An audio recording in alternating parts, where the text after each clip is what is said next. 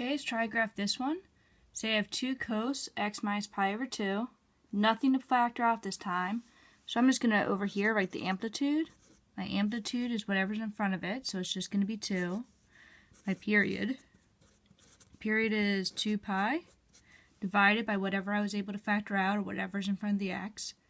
In this case, nothing, so it's just 2 pi. And shift. It shifts to the right pi over 2.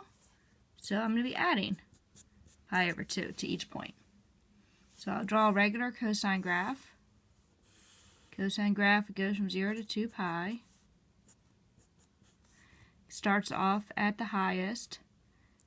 Halfway in between 0 and pi, at pi over 2, is where it hits the x-axis. At pi is where it gets to the lowest.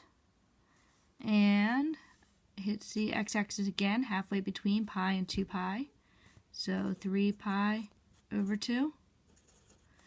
And gets to the highest again, ends at 2 pi. So first thing I notice is I have, I guess I should actually draw this. So I have a graph with an amplitude of 2. So this one only has an amplitude of 1, so I'm just going to draw another dash in there. So now my amplitude is 2. It goes from 1 to 2, negative 1, negative 2. Okay. Period is 2 pi, so that's good. So all I got to do is shift this thing right pi over 2. Meaning I'm just going to add pi over 2 to every single one of my points. So instead of starting at 0, it's going to start at pi over 2. Still be up at 2, so I'll put it at 2. It's not going to hit 0 at pi over 2, it's going to hit 0 at pi. At pi, I'm going to add pi over 2 to that, so I'll get 3 pi over 2. That's where it's going to get to the lowest. Again, lowest will be negative 2. 3 pi over 2 plus pi over 2 would give me 2 pi.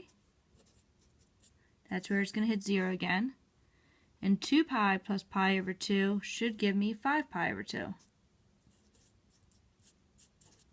That's where it's going to get to the highest. So back up to 2.